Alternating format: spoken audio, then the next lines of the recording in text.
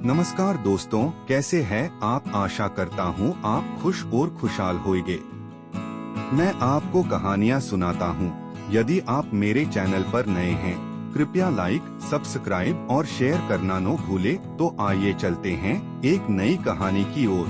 बस अपने माँ बाप की सेवा करो। प्रेरक कहानी। एक छोटा सा बोर्ड रेहड़ी की छत से लटक रहा था।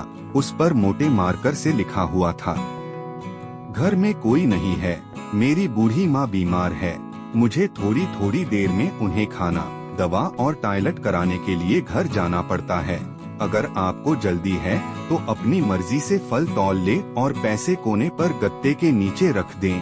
साथ ही रेट भी लिखे हुए हैं। और अगर आपके पास पैसे नहीं हो तो मेरी तरफ से ले लेना, इजाजत है। मैंने इधर उधर देखा। पास पड़े तराजू में 2 किलो सेब तोले, दर्जन भर केले लिए, बैग में डाले, प्राइस लिस्ट से कीमत देखी, पैसे निकालकर गत्ते को उठाया। वहाँ 100, 50 और 10-10 के नोट पड़े थे। मैंने भी पैसे उसमें रखकर उसे ढक दिया, बैग उठाया और अपने फ्लैट पे आ गया। रात को खाना खाने के बाद मैं और भाई उधर निकले तो देखा एक कमजोर सा आदमी, दाढ़ी आधी काली आधी सफेद, मैले से कुर्ते पजामे में रेहड़ी को धक्का लगाकर बस जाने ही वाला था। वो हमें देखकर मुस्कुराया और बोला, साहब फल तो खत्म हो गए। नाम पूछा तो बोला, सीताराम। फिर हम सामने वाले ढाबे पर बैठ गए।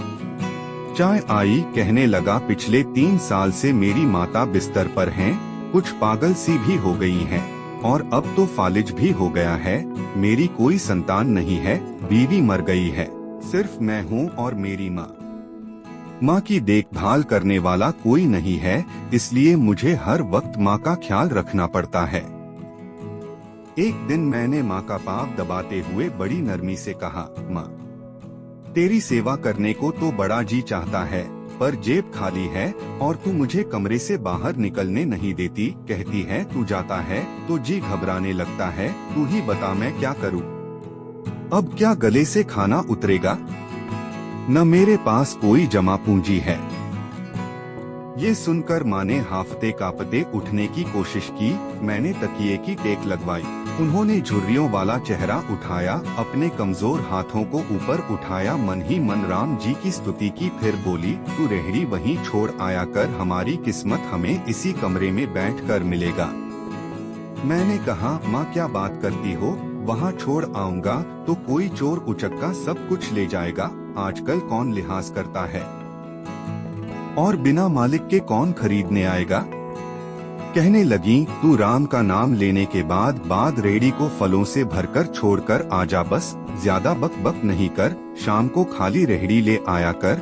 अगर तेरा रुपया गया तो मुझे बोलियो। 2.5 साल हो गए हैं भाई। सुबह रेहड़ी लगा आता हूँ, शाम को ले जाता हूँ। लोग पैसे रख जाते हैं, फल ले जाते हैं।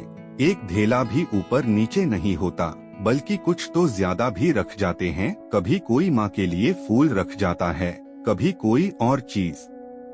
परसों एक बच्ची पुलाव बनाकर रख गई, साथ में एक पर्ची भी थी अम्मा के लिए।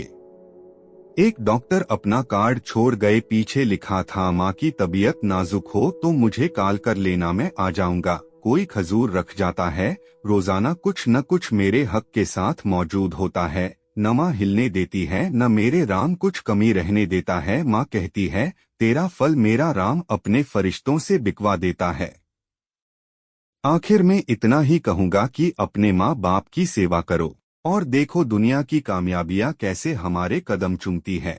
मिलता हूँ दोस्तों अपनी अगली कहानी के साथ। तब तक आप सबको के यानी कहानी किंग का प्यार भरा नमस्कार। कृपया लाइक, शेयर और सब्सक्राइब जरूर करें।